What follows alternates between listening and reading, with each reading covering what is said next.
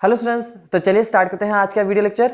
और आज हम इलेक्ट्रोकेमिस्ट्री में न्यू टॉपिक कवर करेंगे और उसका नाम क्या है, नर्ड्स इक्वेशन। ठीक है, तो आज हम जो कवर करने वाले हैं वो टॉपिक आपके सीबीएसई के सिलेबस के अकॉर्डिंग ही होगा, जो 2020-21 का है। मतलब कि जो 30% सीबीएसई ने रिड्यूस कर दिया है उसको हम कवर नहीं कर रहे हैं। ठीक है, लेकिन उससे पहले मैं बात बता देना चाहता हूं आपको कि जो आपकी नर्ड्स इक्वेशन है उसमें एक टॉपिक यूज आता है जो आपके सीबीएसई ने हटा दिया है। तो टॉपिक पहले कवर कर लेते हैं, क्योंकि अगर वो समझ में नहीं आएगा तो आपको नर्ड्स इक्वेशन की यूज करना नहीं आएगा। ठीक है, उसको न्यूमेरिकल में कैसे अप्लाई किया जाता है, उसमें कैसे वैल्यू पुट की जाती है, वो चीज आपको समझ में नहीं आएगी। इसलिए मैं वो टॉपिक जो आपने सीबीएसई ने हटा दिया है वो मैं कवर करा रहा हूं। फिर हम बात करते हैं नर्ड्स इक्वेशन की। तो देखो बेटा, नर्ड्स इक्वेशन सीखने से पहले आपको सीखना होता है इलेक्ट्रोमोटिव फोर्स। क्या सीखना होता है? Electromotive force of a cell, जिसे आप ईएमएफ ऑफ द सेल भी बोलते हो। क्या बोलते हो? ईएमएफ ऑफ द सेल भी बोलते हो। तो क्या होता है इलेक्ट्रोमोटिव फोर्स और ईएमएफ ऑफ द सेल? चलिए समझते हैं एक डायग्राम के थ्रू। देखिए ध्यान से सुनना बेटा, यहां पर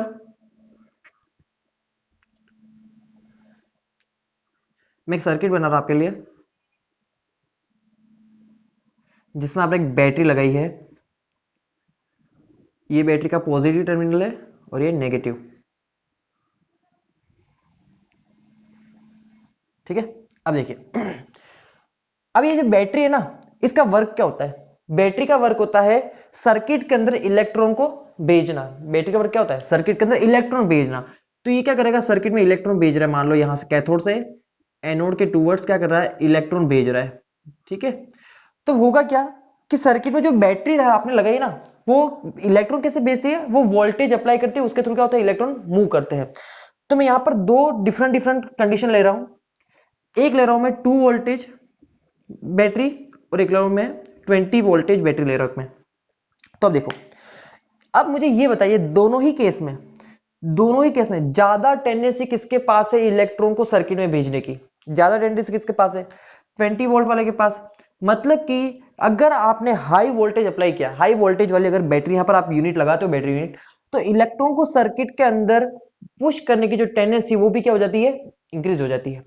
तो ये जो टेंडेंसी है ना इलेक्ट्रॉन को सर्किट के अंदर पुश करने की, वो टेंडेंसी ही क्या है, ईएमएफ ऑफ द सेल है। ठीक है, समझ में आ रही बात? देखो डेफिनेशन लिखते हैं, उससे और अच्छे से समझ में आएगा आपको। इट इज अ टेंडेंसी,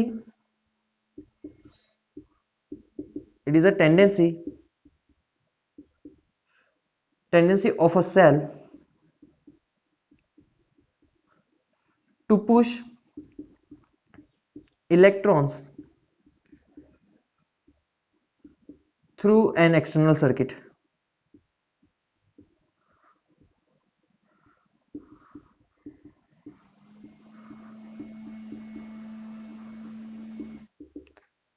क्या बेटा, ईएमएफ क्या होता है? ये टेंडेंसी होती है इलेक्ट्रॉन को सर्किट के अंदर पुश करने की। टेंडेंसी क्या ही होती है, उसी क्या कहते हैं आप, ईएमएफ ऑफ द सेल कहते हो।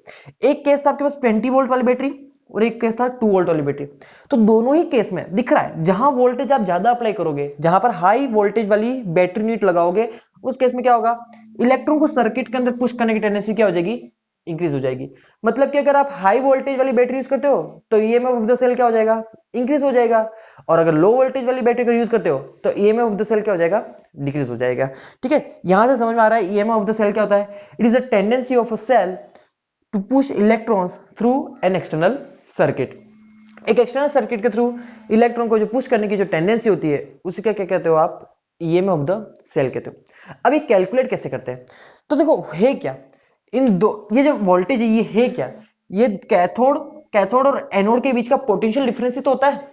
मेनली क्या होता है, ये जो आपका वोल्टेज होता है वो क्या होता है, कैथोड और एनोड के बीच का पोटेंशियल डिफरेंस होता है। तो अगर मैं इन दोनों के बीच का पोटेंशियल डिफरेंस मेजर कर लूं तो मुझे क्या मिल जाएगा, मुझे मिल जाएगा ईएमएफ ऑफ द सेल।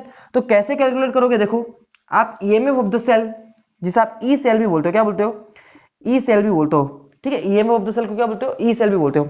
इसे कैलकुलेट कैसे करते हो? तो EMF of the cathode, E cathode minus E anode. कैसे कैलकुलेट करोगे? ई सेल कैसे कैलकुलेट करोगे, ई कैथोड माइनस ई एनोड। अब एक और चीज, कैथोड पर कौन सी रिएक्शन लिखी जाती है, सॉरी कौन सा वोल्टेज लिखा जाता है? एक होता है रिडक्शन पोटेंशियल, क्या होता है? एक होता है रिडक्शन पोटेंशियल और एक होता है ऑक्सीडेशन पोटेंशियल। अगर रिडक्शन रिएक्शन हो रही है तो उसमें जो वोल्टेज लिखा है वो रिडक्शन पोटेंशियल है, अगर ऑक्सीडेशन रिएक्शन हो रही है तो उसमें जो पोटेंशियल लिखा है वो ऑक्सीडेशन पोटेंशियल है। और समझते हैं उसको अच्छे से, लेकिन अभी इतना याद रखिए कि ई सेल कैसे कैलकुलेट करते हो, ई कैथोड माइनस ई एनोड, इतना समझ में आ गया। अब यहां पर जो कैथोड और एनोड का जो वोल्टेज लिखोगे, जो पोटेंशियल लिखोगे, वो हमेशा क्या होगा? उनका रिडक्शन पोटेंशियल होगा। क्या होगा? आर डॉट पी, मतलब कि रिडक्शन पोटेंशियल होगा। और यहां पर भी क्या होगा? उसका रिडक्शन पोटेंशियल ही लिखोगे आप। समझ रहे हो मेरी बात? अब रिडक्शन पोटेंशियल कैसे देखते हैं, देखो ध्यान से देखना, मैं समझा रहा हूं, ठीक है।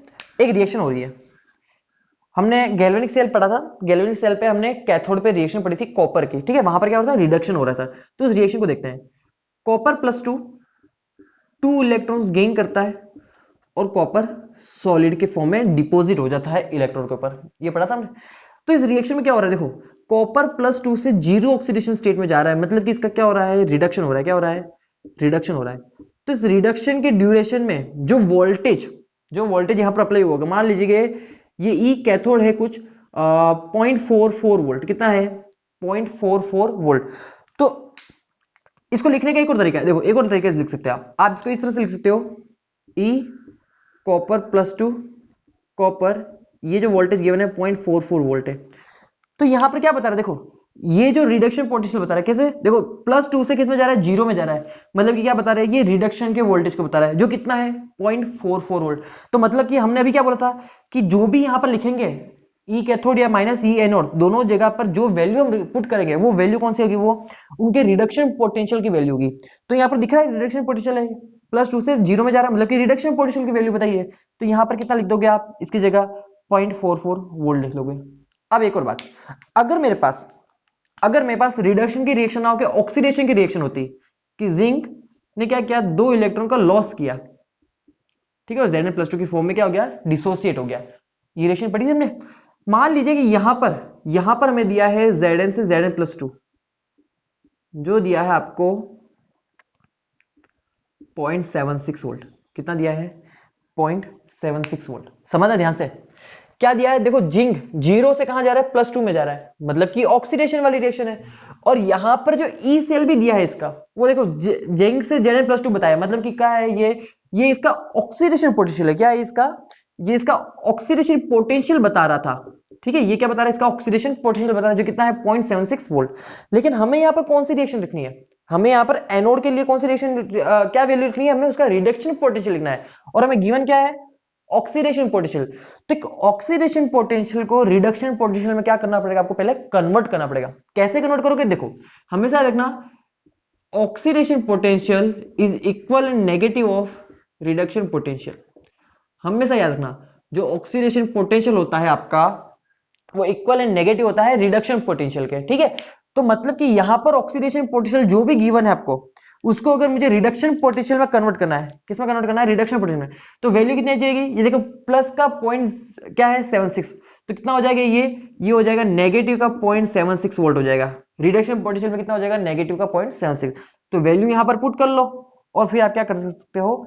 ई सेल कैलकुलेट कर सकते हो, मतलब कि EMF of the cell calculate कर सकते हो। तो इसका है ना, ई सेल का बहुत बहुत बहुत यूज होने वाला है इसका नर्ड्स इक्वेशन के लिए। इसलिए मैंने आपको समझाया कि एक सेल के अंदर, एक एक्सटर्नल सर्किट के अंदर इलेक्ट्रॉन को जो पुश करने की टेंडेंसी होती है, वही क्या होती है? उसकी ईएमएफ ऑफ द सेल होता है। उसे कैलकुलेट कैसे करते हो? तो जस्ट पोटेंशियल डिफरेंस होता है between the cathode and anode. तो उसे कैसे कैलकुलेट करेंगे हम? E cell is equal to E cathode minus E anode.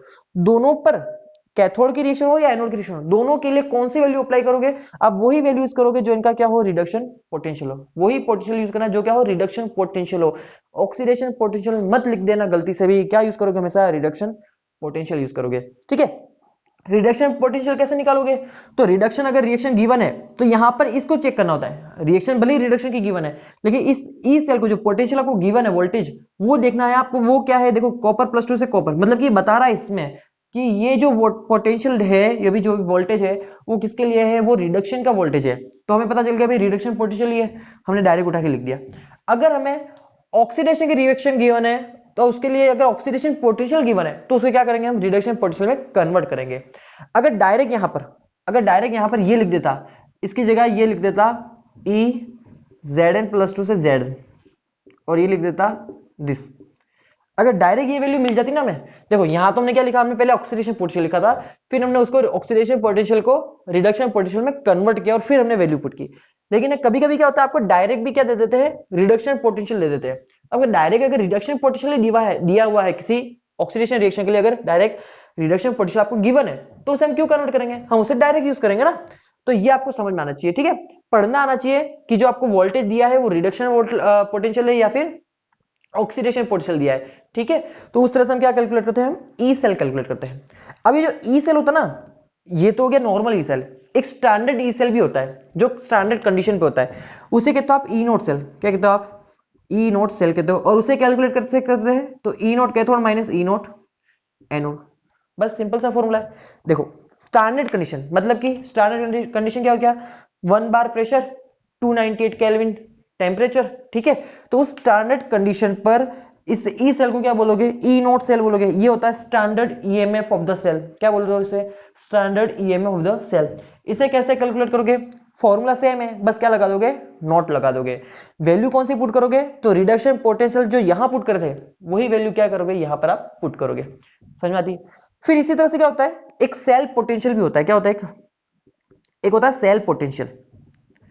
अब ये जो सेल पोटेंशियल है ना, ये भी क्या होता है, ये भी potential difference between the cathode and anode ही होता है। इसका फॉर्मूला और ईएमएफ ऑफ द सेल दोनों का फॉर्मूला सेम होता है। क्या होता है, दोनों का फॉर्मूला सेम होता है, ठीक है। अब फॉर्मूला सेम हो गया तो उससे क्या होता है, कंफ्यूजन क्रिएट होता है कि इन दोनों में अगर फॉर्मूला सेम है तो दोनों एक होना चाहिए। भाई दोनों का अगर फॉर्मूला सेम है तो दोनों एक होना चाहिए, बट ऐसा नहीं है। इनका फॉर्मूला जरूर सेम है, लेकिन इनको कैलकुलेट भी सेम तरीके से ही करते हो, लेकिन इनमें थ्योरेटिकल और माइन्यूट सा डिफरेंस होता है। तो वो हम अभी समझ रहे हैं थोड़ी देर में। लेकिन अभी आप ध्यान रखिएगा कि ई सेल और सेल पोटेंशियल का फॉर्मूला सेम होता है। यहां पे भी आप रिडक्शन पोटेंशियल ही पुट करते हो वैल्यू उसकी, ठीक है। और एक होता है ई नोट सेल जो होता है standard EMF of the cell. और ईएमएफ ऑफ द सेल क्या होता है, it is a tendency to push electrons in the through an external circuit, ठीक है। तो ये चीज आई होप आपको क्लियर होगी, वैल्यू कैसे है कैलकुलेट करते हैं ये हमने देख लिया है, ठीक है। और ये चीज आपको खास याद रखनी, ये बहुत इंपॉर्टेंट है यहां पर, ठीक है। ये आपके आगे यूज आने वाला है और ये फॉर्मूला यूज आने वाला है, ठीक है। तो ये पहले आप नोट कर लीजिए, फिर मैं आपको ये डिफरेंस समझा देता हूं कि ईएमएफ ऑफ द सेल और सेल पोटेंशियल में क्या डिफरेंस है, हम वो समझ लेते हैं। तो इसे एक बार नोट कर लीजिए आप। चलिए स्टूडेंट देखते हैं अब ईएमएफ ऑफ द सेल और सेल पोटेंशियल में क्या माइनर सा डिफरेंस है। तो देखो ध्यान से बेटा, हमने याद हो तो आपको एक टॉपिक पढ़ा था, गैल्वेनिक सेल को जब गैल्वेनिक सेल के ऊपर हमने एक्सटर्नल बैटरी लगाई थी तो उसकी वर्किंग का प्रोसेस देखा था हमने। तो उसी टॉपिक से हम दोनों का डिफरेंस समझते हैं। देखो ध्यान से, यहां पर मैं आपके लिए गैल्वेनिक सेल बना रहा हूं।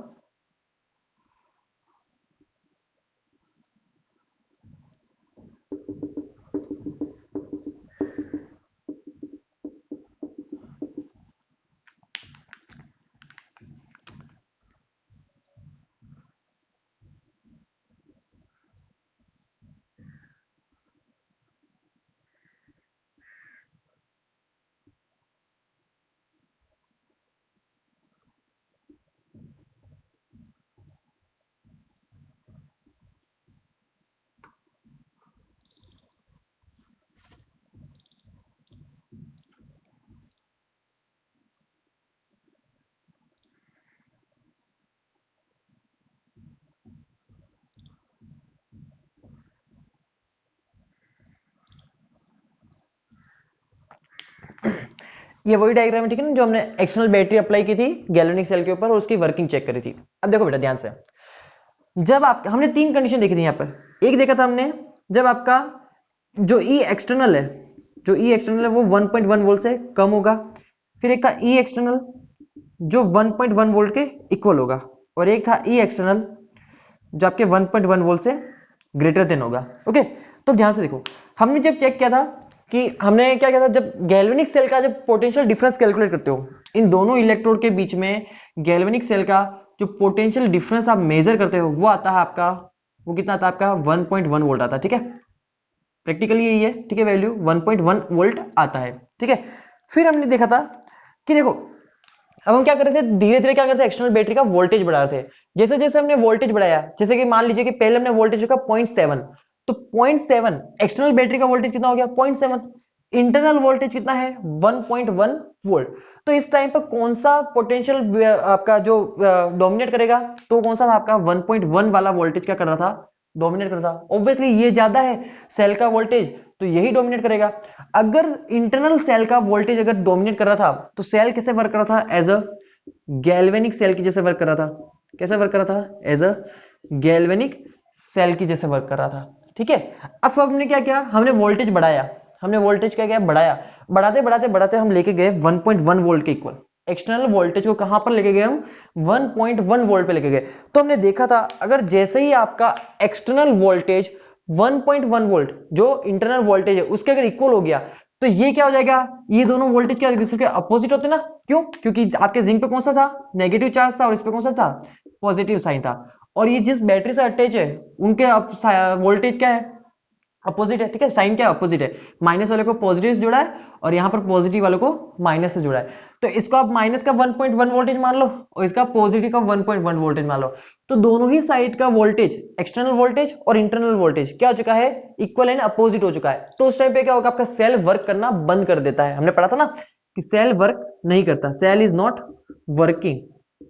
क्यों वर्क नहीं करता, क्योंकि जितने इलेक्ट्रॉन पहले गैल्वेनिक वाला एनोड से कैथोड भेजा था, उतने ही इलेक्ट्रॉन अब एक्सटर्नल बैटरी के थ्रू क्या आ रहा है, कैथोड से रिटर्न कहां आ रहा है, एनोड के टुवर्ड्स आ रहा है। तो ये जो आपका डिफ्लेक्टर है ना, ये देखो ये इस तरह से साइन दिखाता है बीच में। अगर सेल वर्क नहीं करता तो बिल्कुल भी डिफ्लेक्शन नहीं दिखाता, अगर सेल वर्क कर रहा होता तो थोड़ा बहुत इधर उधर डिफ्लेक्शन ये दिखाता। तो ये जिस वोल्टेज पर, अब समझ, अब बहुत काम की चीज है, जिस वोल्टेज पर आपके सेल ने वर्क करना बंद कर दिया, जिस वोल्टेज पर आपके सेल ने वर्क करना बंद कर दिया, उस टाइम पे जो पोटेंशियल डिफरेंस है दोनों कैथोड और एनोड के बीच में, वही क्या है, इसका ईएमएफ ऑफ द सेल है। वही क्या है, इसका ईएमएफ ऑफ द सेल कहलाता है। और जिस वोल्टेज पे आपका सेल वर्क कर रहा था एज अ गैल्वेनिक सेल की जैसे, वो वोल्टेज क्या है आपका, सेल पोटेंशियल है। बस दोनों में ये माइनर सा डिफरेंस है। जब सेल वर्क नहीं कर रहा था, जब आपका सेल वर्क नहीं कर रहा था, तब जो पोटेंशियल डिफरेंस है कैथोड और एनोड के बीच में, वो क्या है आपका ईएमएफ ऑफ द सेल। लेकिन जब सेल वर्क कर रहा था, जब सेल आपका वर्क कर रहा था, तब जो पोटेंशियल डिफरेंस है वो क्या आपका सेल पोटेंशियल है। मान लीजिए कि जो सेल पोटेंशियल की वैल्यू थी, सॉरी जो ई एक्सटर्नल की वैल्यू है अभी 0.7, ठीक है, इसकी वैल्यू कितनी है 0.7 वोल्ट है। ठीक है, तो इस वोल्टेज पे डोमिनेट कौन कर रहा है, इंटरनल वोल्टेज। तो ये जो 0.7 वोल्टेज है ना, मतलब सॉरी इंटरनल वोल्टेज आपका क्या कर रहा है, डोमिनेट कर रहा है। तो जिस वोल्टेज पे एक्सटर्नल बैटरी के, जिस वोल्टेज पे आपका सेल वर्क कर रहा है एज अ गैल्वेनिक सेल की जैसे, मतलब कि एक्सटर्नल बैटरी का वोल्टेज क्या है, इंटरनल वोल्टेज के कंपैरेटिव लेसर है, तो उसी वोल्टेज को, उसी पोटेंशियल डिफरेंस को, कैथोड और एनोड के उसी पोटेंशियल डिफरेंस को आप क्या बोलते हो, उसका सेल पोटेंशियल बोलते हो। लेकिन जिस जिस वोल्टेज पर आपका सेल वर्क नहीं करता है, सेल वर्क करना बंद कर देता है, वो पोटेंशियल आपका क्या कहलाएगा, ईएमएफ ऑफ द सेल कहलाएगा। बात समझ में आ रही ना। ठीक है, जिस वोल्टेज पे आपका सेल वर्क नहीं कर रहा है वो तो हो गया ईएमएफ ऑफ द सेल, मतलब कि जिस वोल्टेज पर आपका कैथोड, मतलब कि वो potential difference between the cathode and anode जिस पर आपका सेल वर्क नहीं करता, वो पोटेंशियल डिफरेंस क्या कहलाता है, आपका ईएमएफ ऑफ द सेल। और वो potential difference between the cathode and anode जिस पर सेल वर्क कर रहा है, वो पोटेंशियल डिफरेंस क्या कहलाएगा, आपका सेल पोटेंशियल। तो जो आपका 0.7 था जहां पर आपका सेल वर्क कर रहा है, तो ये तो क्या हो गया आपका सेल पोटेंशियल। और क्या हो गया आपका, जो पोटेंशियल 1.1 वोल्ट, ये वो पोटेंशियल है ना जहां पर सेल ने वर्क करना बंद कर दिया, तो ये क्या है आपका ईएमएफ ऑफ द सेल है। तो दोनों में बस माइनर सा यही डिफरेंस है। दोनों में होता क्या, बस कैथोड और एनोड के बीच का पोटेंशियल डिफरेंस ही कैलकुलेट करते हो। लेकिन अगर सेल वर्क कर रहा है तो सेल पोटेंशियल बोल देते हो उस पोटेंशियल डिफरेंस को। अगर सेल वर्क करना बंद कर देता है तो उसे क्या बोल देते हो आप, ईएमएफ ऑफ द सेल बोल देते हो। बस माइनर सा डिफरेंस है, याद रखना। It is the potential difference between the cathode and anode at which cell is not working. Cell work नहीं कर रहा, वो तो क्या हो गया, ईएमएफ ऑफ द सेल। और वो पोटेंशियल डिफरेंस जहां पर सेल वर्क कर रहा है, वो क्या हो गया, सेल पोटेंशियल। बात समझ में आ रही ना। बस सिंपल सा ये डिफरेंस होता है इन दोनों के बीच में। वैसे आपके सिलेबस में से हटा दिया है, लेकिन हम समझ रहे हैं फिर भी। क्यों, क्योंकि आपको नॉलेज है कुछ जानने का, ठीक है, इसलिए मैं आपको बता रहा हूं। चलो इसे देखने के बाद अब इन दोनों के बीच में ईएमएफ ऑफ द सेल और सेल पोटेंशियल के बीच में हम क्या कर लेते हैं, डिफरेंस लिख लेते हैं पूरा, ठीक है। तो इसे हम अभी देख लेते हैं दोनों के बीच का डिफरेंस, ईएमएफ और सेल पोटेंशियल। देखिए क्या होता है डिफरेंस, फर्स्ट लिखिए ईएमएफ के लिए, it is the potential difference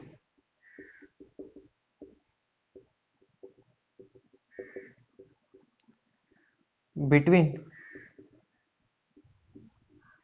anode and cathode when no current is withdrawn. That means cell is not working. Cell अगर वर्क नहीं कर रहा है तो करंट भी क्या होगी, विड्रॉन नहीं होगी। तो कैथोड और एनोड के बीच का वो पोटेंशियल डिफरेंस जहां पर आपका सेल वर्क नहीं करता, उसी पोटेंशियल डिफरेंस को क्या बोलते हो आप, ईएम ऑफ द सेल बोलते हो। जबकि सेल पोटेंशियल क्या हो जाता है, it is the potential difference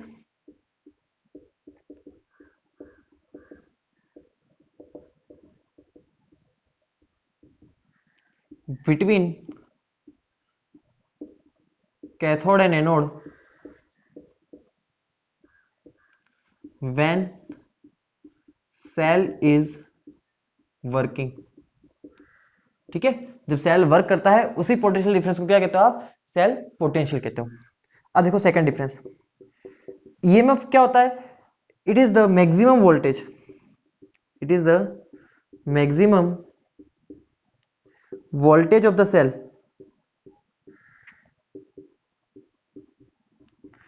which can cell can voltage of the cell voltage of the cell can be withdrawn। ठीक है, विड्रॉन बोलते हैं या डिलीवर्ड, कैन डिलीवर्ड। ठीक है, ये मैक्सिमम वोल्टेज होता है सेल का जो वो दे सकता है। ठीक है, लेकिन यहां पर cell potential is always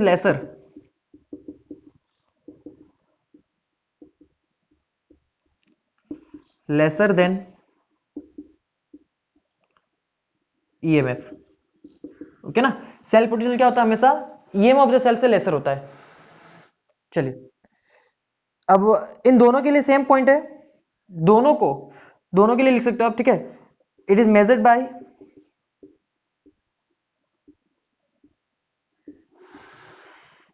bye potentiometer.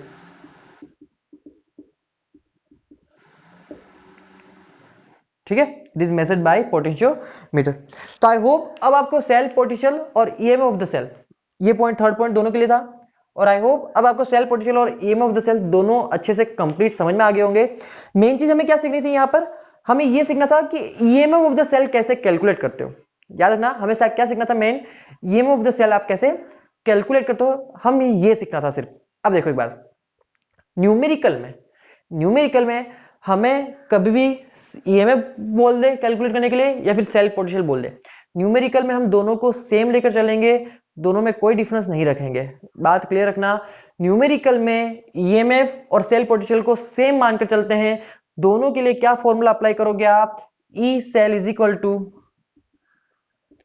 E cathode minus E anode. दोनों ही केस में यही फॉर्मूला आप अप्लाई करोगे, वहां पर न्यूमेरिकल में कोई डिफरेंस नहीं है। लेकिन अगर थ्योरेटिकल क्वेश्चन पूछ लिया तो ये डिफरेंस आपको ध्यान रखना है। ठीक है, तो ये चीज क्लियर रखना, न्यूमेरिकल में कोई डिफरेंस नहीं लिखेंगे हम इन दोनों के लिए, दोनों को कैलकुलेट करने का मेथड सेम रहेगा।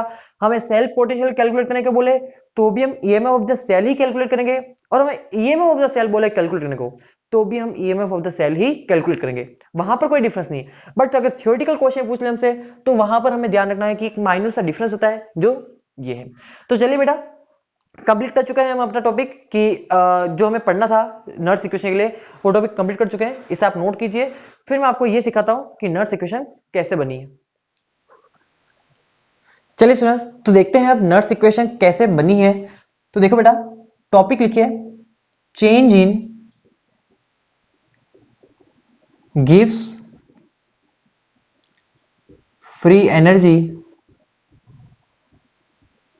And EMF of the cell.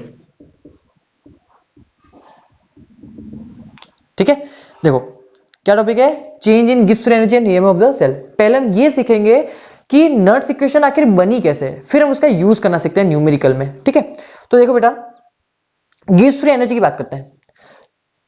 ये क्या लिखा हमने, गिब्स फ्री एनर्जी। तो ये आपने थर्मोडायनेमिक्स में पढ़ा है गिब्स फ्री एनर्जी के बारे में। क्या होता है इसका नोटेशन, क्या होता है, डेल्टा जी। क्या होता है इसका नोटेशन, डेल्टा जी।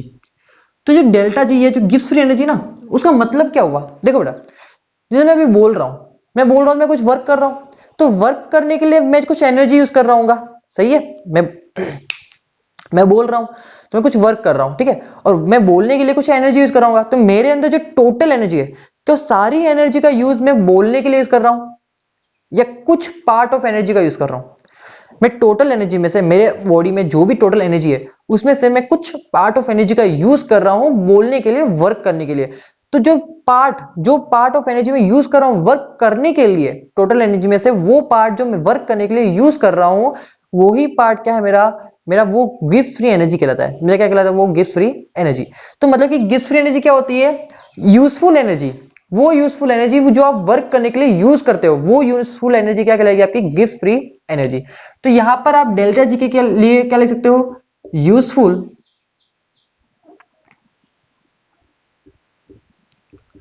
एनर्जी, या फिर आप ये भी बोल सकते हो यूजफुल वर्क डन बोल सकते हो। इसे क्या बोल सकते हो, यूजफुल वर्क डन भी बोल सकते हो। अब वर्क डन किसके थ्रू हो रहा है, तो देखो बाय द सेल। किसके थ्रू हो रहा है, बाय द सेल। अब मैंने ऐसा क्यों लिखा, देखो अभी मैंने एग्जांपल दिया अपना कि मैं अपनी एनर्जी यूज कर रहा हूं, तो एनर्जी कौन यूज कर रहा हूं, मैं यूज कर रहा हूं, तो मैं अपनी बात कर रहा था। हम यहां पर क्या पढ़ रहे हैं, हम सेल के लिए पढ़ रहे हैं, तो सेल के लिए बात करूंगा ना मैं, सही है। तो यहां पर जो वर्क डन हो रहा है, जो डेल्टा जी हो रहा है, तो डेल्टा जी जो है वो क्या है, useful work done by the cell. मतलब कि डेल्टा जी वो एनर्जी है आपकी जो सेल यूज कर रहा है वर्क डन करने के लिए, ठीक है। इसलिए हम क्या लिख रहे हैं, बाय द सेल लिख रहे हैं। अब यहां पर ये जो वर्क डन होता है ना, वर्क डन, ये वर्क डन देखो ध्यान से, इस वर्क डन की बात करते हैं। ये जो वर्क डन दो तरह के होते हैं, एक होता है पीवी वर्क और एक होता है नॉन पीवी वर्क। क्या होता है, एक पीवी वर्क होता है और एक नॉन पीवी वर्क होता है। ये जो पीवी वर्क होता है ना, पीवी, ये होता है प्रेशर और वॉल्यूम जहां पर यूज होता है वो वाला वर्क। और जो नॉन पीवी वर्क होता है, ये वो वर्क होते हैं जहां पर प्रेशर और वॉल्यूम यूज नहीं होते, फिर भी वर्क डन होता है। तो ये कौन सा वर्क होता है, ये होते हैं इलेक्ट्रिकल वर्क होते हैं। ये कैसे होते हैं, ये होते हैं इलेक्ट्रिकल वर्क डन होता है ये, ठीक है, ये होता है इलेक्ट्रिकल वर्क।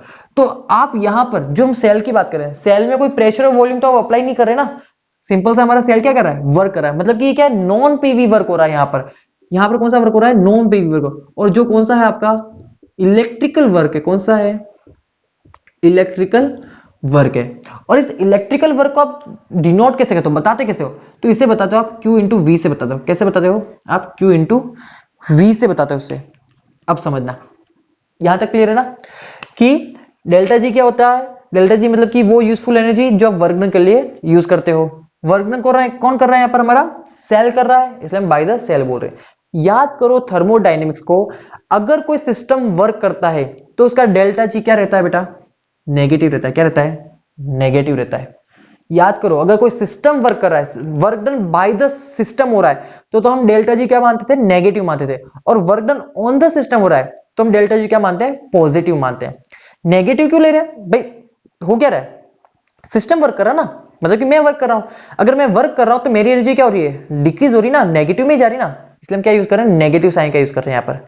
यहां तक क्लियर है ना, चलिए अब समझते हैं आगे। अब ध्यान से सुनना बेटा, अब हम जो सेल पढ़ रहे हैं, उस सेल में क्या दो टर्मिनल है। हम जो गैल्वेनिक सेल पढ़ रहे हैं ना, उसमें दो टर्मिनल है। कौन दो टर्मिनल है, देखो एक तो है एनोड, एक तो है एनोड और एक कौन है, कैथोड है। एनोड और कैथोड के बीच में क्या हो रहा है, यहां पर एनोड पे एक रिएक्शन होती है और कैथोड पे एक रिएक्शन होती है। लेकिन इन दोनों के बीच में क्या होता है, इन दोनों के बीच में देखो क्या होता है, हमने रिएक्शन पढ़ी थी, हमने क्या पढ़ा था, हमने पढ़ा था कि जिंक, गैल्वेनिक सेल को याद करो, जिंक क्या कर रहा था, जिंक Zn+2 के अंदर डिसोसिएट हो रहा था और 2 इलेक्ट्रॉन प्रोड्यूस कर रहा था। तो क्या मैं यहां पर यह बोल सकता हूं, जिंक क्या था, मेरा एनोड था ना बेटा, तो क्या मैं यहां पर यह बोल सकता हूं कि मेरा 1 मोल जिंक, मेरा 1 मोल जिंक 1 मोल Zn+2 प्रोड्यूस कर रहा है और 2 मोल इलेक्ट्रॉन भी प्रोड्यूस कर रहा है। क्या मैं ये बोल सकता हूं, अगर एक जिंक 2 इलेक्ट्रॉन प्रोड्यूस कर रहा है तो 1 मोल जिंक कितने प्रोड्यूस करेगा? ऑब्वियसली बात है 2 मोल इलेक्ट्रॉन प्रोड्यूस करेगा। अब ये जो 2 मोल इलेक्ट्रॉन थे ना, 2 मोल इलेक्ट्रॉन, इन 2 मोल इलेक्ट्रॉन का क्या हो रहा था? ये 2 मोल इलेक्ट्रॉन आपके वायर के थ्रू कैथोड पे ट्रांसफर हो रहे थे। याद करो, ये जो 2 मोल इलेक्ट्रॉन है वो वायर के थ्रू कैथोड पे ट्रांसफर हो रहे थे। तो कैथोड पे क्या रिएक्शन हो रही थी? देखो कैथोड पे क्या रिएक्शन होती? कैथोड पे कॉपर +2 जो सॉल्यूशन में है वो इन 2 इलेक्ट्रॉन को गेन करके क्या बना रहा था? कॉपर सॉलिड बना रहा था ना। तो मैं यहां पर ये भी तो बोल सकता हूं कि मेरा 1 मोल कॉपर +2, मैं क्या बोल सकता हूं यहां पर 1 मोल कॉपर +2 2 मोल इलेक्ट्रॉन गेन करके 1 मोल कॉपर सॉलिड की फॉर्म में क्या हो रहा है? इलेक्ट्रोड पर डिपॉजिट हो रहा है। क्या मैं ये बोल सकता हूं? तो हुआ क्या यहां पर? बात समझ आ रही? देखो हुआ क्या यहां पर, एनोड ने 2 इलेक्ट्रॉन प्रोड्यूस किए, वो 2 इलेक्ट्रॉन कॉपर ने सॉरी कैथोड ने गेन किए। मतलब कि एनोड से कैथोड क्या हुआ? यहां पर इलेक्ट्रॉन का ट्रांसफर हुआ। क्या हुआ? इलेक्ट्रॉन का ट्रांसफर हुआ। तो मैं बोल देता हूं कि भाई ये कोई रिएक्शन है जहां पर 2 मोल इलेक्ट्रॉन का ट्रांसफर हो रहा है। तो मैं कोई एक रिएक्शन मान लेता हूं जहां पर एनोड से कैथोड के बीच में एन इलेक्ट्रॉन का ट्रांसफर हो रहा है। कितने इलेक्ट्रॉन का ट्रांसफर हो रहा है? एन इलेक्ट्रॉन का। तो यहां पर हमने मोल में बात की थी ना कि 1 मोल जिंक 2 मोल इलेक्ट्रॉन प्रोड्यूस कर रहा है और ये 2 मोल इलेक्ट्रॉन एनोड से कैथोड ट्रांसफर हो रहे हैं। तो यहां पर भी तो मैं बोल सकता हूं कि मेरे एनोड से कैथोड कितने मोल इलेक्ट्रॉन का ट्रांसफर हो रहा है? तो एन मोल इलेक्ट्रॉन का ट्रांसफर हो रहा है। क्या मैं बोल सकता हूं?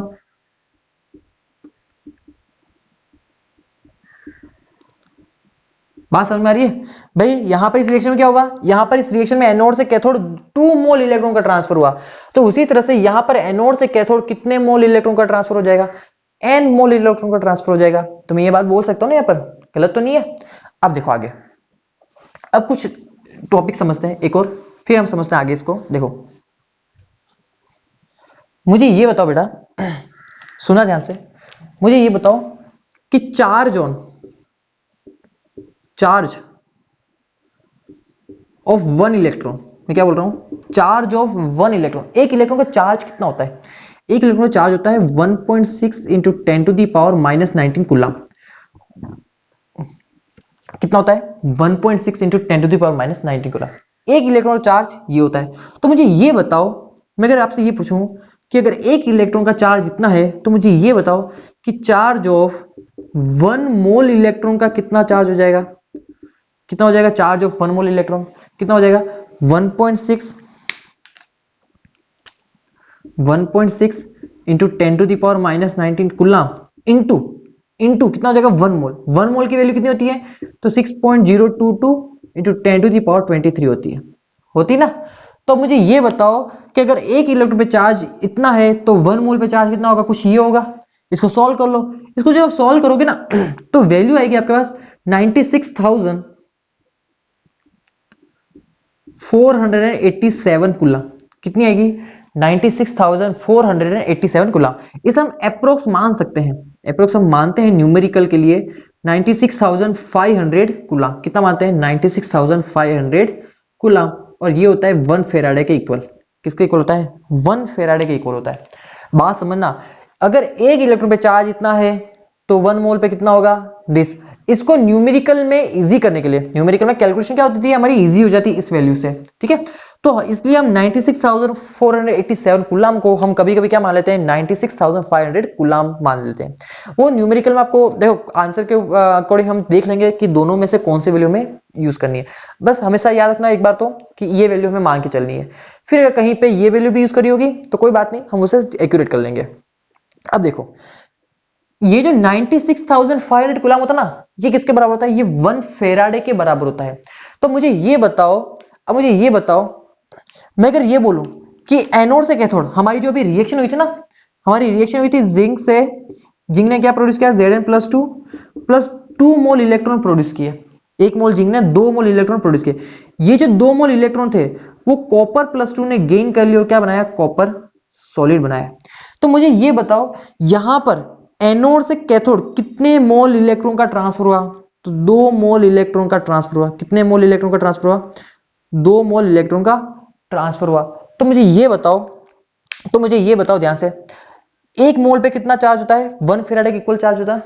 तो 2 मोल पे कितना चार्ज होगा? 2 फेराडे। तो अब ये बोलो, अगर मैं आपसे ये पूछूं कि बताओ चार्ज ट्रांसफर्ड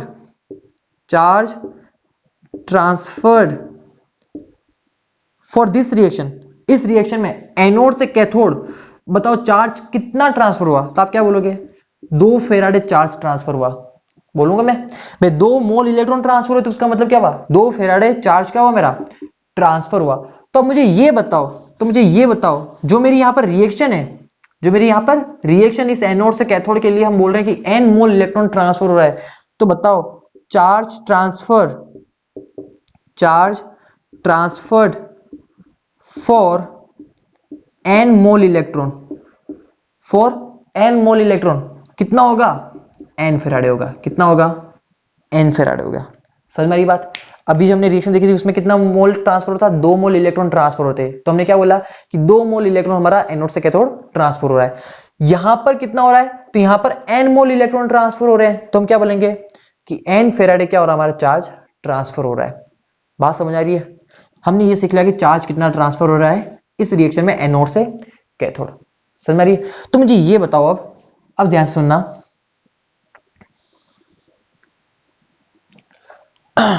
वर्क डन। अब हमने ये सीख लिया कि चार्ज कितना ट्रांसफर हो रहा है n मोल इलेक्ट्रॉन के लिए, कि n फेराडे। तो मुझे ये बताओ कि जो वर्क डन है, देखो ध्यान से, so work done by the cell, ध्यान से सुनना, work done by the cell for transferring n mole electron from anode to cathode,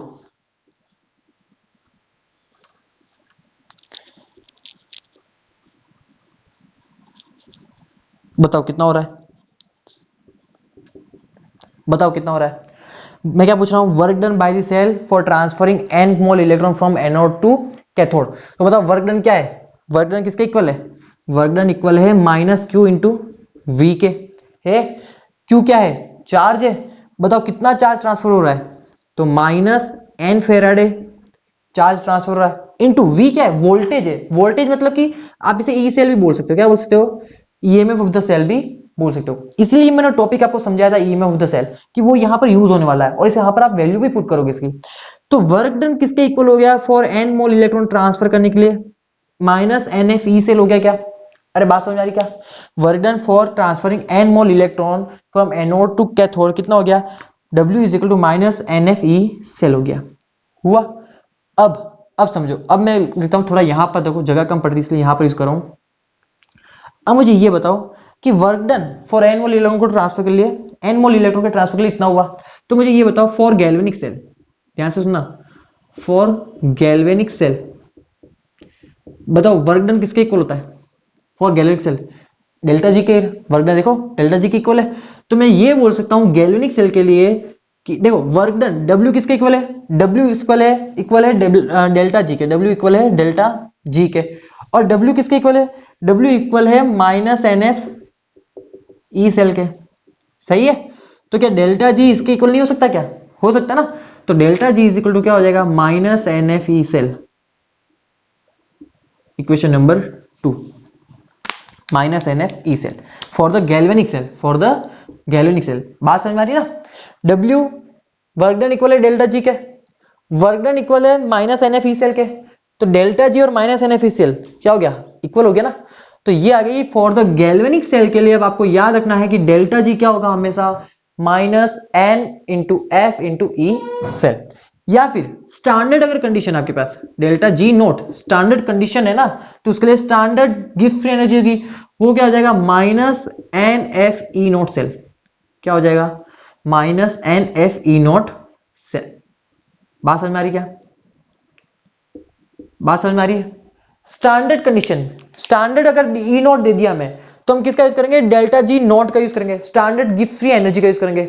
अगर हमें सिंपल सा अगर ई सेल बोला है, तो हम सिंपल सा डेल्टा जी यूज करेंगे। इन दोनों में बच्चों को बहुत कंफ्यूजन होता है, बच्चे हमेशा भूल जाते हैं। क्या करते हैं बच्चे? ई सेल की जगह ई नोट सेल की वैल्यू यूज करके आ जाते हैं, तब प्रॉब्लम होती है, आंसर गलत आता है, फिर आपके नंबर नहीं आएंगे। तो इस चीज का ध्यान रखें, दोनों में डिफरेंस है। ये है standard EMF of the cell और ये स्टैंडर्ड गिब्स फ्री एनर्जी। ये ईएमएफ ऑफ द सेल है और ये गिब्स फ्री एनर्जी है। दोनों में बहुत डिफरेंस है, ठीक है, और दोनों की वैल्यू में भी डिफरेंस आता है हमेशा, ठीक है, तो इसका ध्यान रखना हमें। तो देखो बेटा क्या सीखा अभी अपने, यहां पर हमने ये सीखा कि गिब्स फ्री एनर्जी को हमने किससे रिलेट कर लिया, फॉर द गैल्वेनिक सेल के लिए हमने ईएमएफ ऑफ द सेल से रिलेट कर लिया। अब एक और चीज समझ लेते हैं, ध्यान से सुनो। ये जो आपका ई सेल है ना, ई सेल आपने सुना होगा थर्मोडायनेमिक्स में एक्सटेंसिव प्रॉपर्टी और इंटेंसिव प्रॉपर्टी।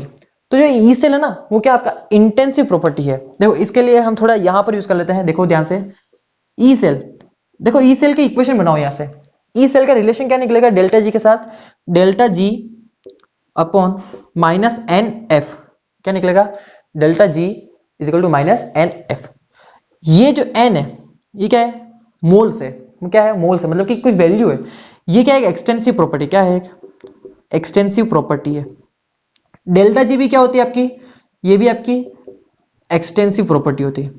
और दो एक्सटेंसिव प्रॉपर्टी का रेशियो, दो एक्सटेंसिव प्रॉपर्टी का रेशियो हमेशा क्या रहता है, इंटेंसिव रहता है। क्या रहता है, हमेशा इंटेंसिव रहता है। ये याद रखना है, आपने थर्मोडायनेमिक्स में सीखा है कि दो एक्सटेंसिव प्रॉपर्टी का रेशियो में से क्या रहता है, इंटेंसिव रहता है। इसलिए थर्मोडायनेमिक्स में जब हमने पढ़ा था तो याद कीजिए ई सेल को, ईएमएफ ऑफ द सेल को इंटेंसिव प्रॉपर्टी बोला था, तो उसका रीजन आज आपको समझ में आ गया होगा कि एक्सटेंसिव प्रॉपर्टी का रेशियो क्या होता है, इंटेंसिव रहता है। इसलिए आपका ई सेल क्या है, एक इंटेंसिव प्रॉपर्टी है। इंटेंसिव प्रॉपर्टी का मतलब क्या होता है, भूल गए होगे, देखो क्या होता है इसका मतलब, वो प्रॉपर्टी जो मैटर के अमाउंट और मैटर के साइज पे डिपेंड नहीं करती है। वो प्रॉपर्टी जो मैटर के अमाउंट और मैटर के साइज पे डिपेंड नहीं करती है, वो क्या होती है आपकी इंटेंसिव प्रॉपर्टी होती है, ठीक है। तो ई सेल क्या है, आज के बाद आपको याद रखना है, आपका क्या है, ये इंटेंसिव प्रॉपर्टी है। आपके जो ऑब्जेक्टिव क्वेश्चन है वहां पर इसे जरूर पूछ सकते हैं, ये ध्यान रखना आप कि ई सेल क्या होता है, इंटेंसिव प्रॉपर्टी होता है। ये नोट कीजिए।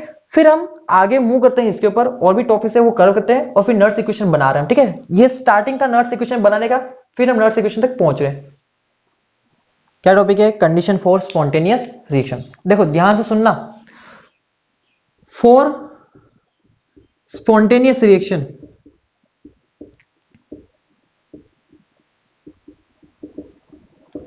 Delta G is always be lesser than zero.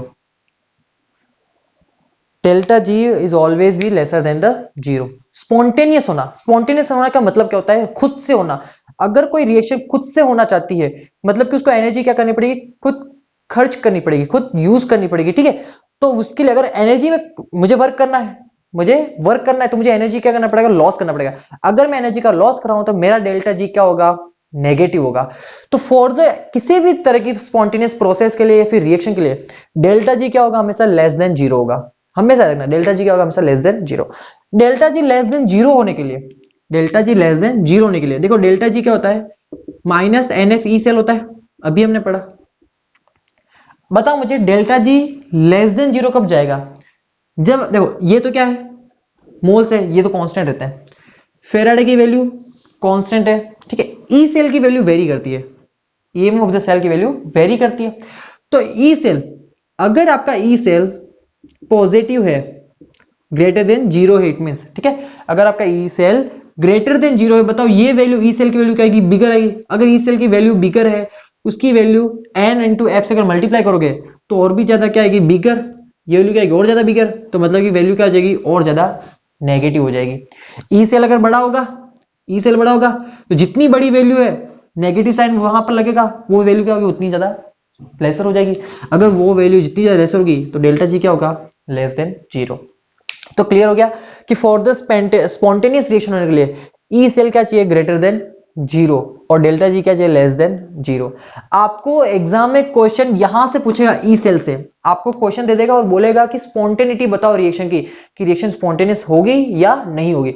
तो उस केस में आपको क्या कैलकुलेट करना है, उसका ई सेल कैलकुलेट करना है। क्या कैलकुलेट करना है, उसका ई सेल कैलकुलेट करना है। ई सेल अगर ग्रेटर देन जीरो है तो रिएक्शन स्पॉन्टेनियस है, ई सेल अगर लेस देन जीरो हो गया तो रिएक्शन स्पॉन्टेनियस नहीं है।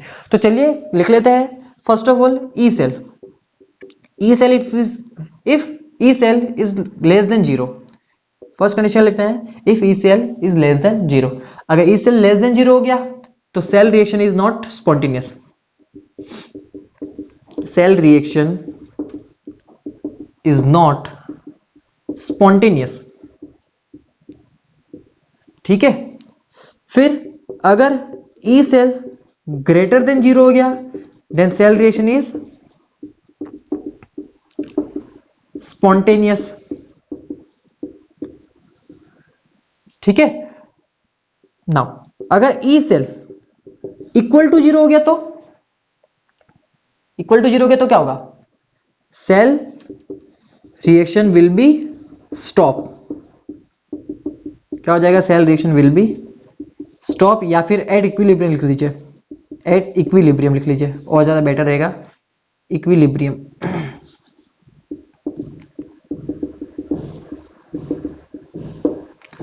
ठीक है, यहां पर आप अब चलिए देखो ध्यान से, डेल्टा जी लेस देन 0 है तो रिएक्शन स्पॉन्टेनियस है, ई सेल ग्रेटर देन 0 है तो भी रिएक्शन स्पॉन्टेनियस है। स्पॉन्टेनियस होने की कंडीशन हमने तीनों चेक कर ली कि ई सेल अगर लेस देन 0 है तो सेल रिएक्शन नॉट स्पॉन्टेनियस हो जाएगी। ठीक है, अगर ई सेल देखो लेस देन 0 चला गया मतलब कि नेगेटिव वैल्यू, और नेगेटिव क्या आ जाएगा यहाँ पर, नेगेटिव क्या हो जाएगा, पॉजिटिव, मतलब ई सेल क्या हो जाएगा, ग्रेटर देन 0। अगर E cell greater than 0, sorry delta G क्या हो जाएगा, ग्रेटर देन 0, तो उससे उसका मतलब क्या होगा, रिएक्शन क्या होगी आपकी, नॉन स्पॉन्टेनियस की। इसलिए आपका ई सेल क्या है, अगर 0 से लेसर है तो reaction non spontaneous, E cell अगर 0 से बिगर है तो reaction will spontaneous, E cell अगर इक्वल टू 0 हो गया तो इसका मतलब हुआ कि आपकी सेल रिएक्शन क्या हो चुकी है, इक्विलिब्रियम अचीव कर चुकी है। ठीक है, तो ये होता है स्पॉन्टेनियस का क्राइटेरिया, तो ये भी आपको आना चाहिए। इसके ऊपर भी आपके पास बहुत क्वेश्चन बनते हैं बोर्ड में। ठीक है, ये चीज क्लियर रखना, इसके ऊपर क्वेश्चन बनेगा तो इसी पे बनेगा। ठीक है, डेल्टा जी पे बहुत कम पूछते हैं, ई सेल पे ज्यादा पूछते हैं स्पॉन्टेनियस होने की कंडीशन पे। ठीक है, तो न्यूमेरिकल में ये यूज जरूर करते हैं वो लोग, तो ये आपको याद रखना है। ठीक है, तो टॉपिक नोट कीजिए, फिर हम नर्स इक्वेशन बना रहे हैं। चलिए स्टूडेंट, तो अब नर्स इक्वेशन की बात कर लेते हैं। देखिए टॉपिक लिखिए, using of Nernst equation for reversible cell. ठीक है, हम क्या पढ़ रहे हैं, रिवर्सिबल सेल के लिए नर्स इक्वेशन को यूज करना सीखेंगे। ठीक है, रिवर्सिबल सेल का मतलब क्या हो जाएगा, जो रिएक्शन क्या हो जाती है, रिवर्स भी हो जाती है, वो सारी रिएक्शन रिवर्सिबल रिएक्शन होती है, और उसी सेल को क्या बोलोगे आप, रिवर्सिबल सेल बोलोगे। जैसे कि हमने देखा था एक्सटर्नल बैटरी जब आप लगाते हो गैल्वेनिक सेल के ऊपर तो रिएक्शन क्या हो रही थी, जब एक्सटर्नल बैटरी का वोल्टेज गैल्वेनिक सेल के वोल्टेज से हाई हो जाएगा तो रिएक्शन क्या हो रही थी, रिवर्स भी हो सकती है, वो कंडीशन हमने देखी थी। ठीक है ना, तो उसी के ऊपर हम बात कर रहे हैं कि जो रिवर्सिबल सेल है उनके लिए ये अप्लाई है। ठीक है, तो हम यहां पर एक मान के चल रहे हैं, यहां पर नोट लिख लीजिए, हम कंसीडर कर रहे हैं, considering a cell reaction is occurring in a reversible cell।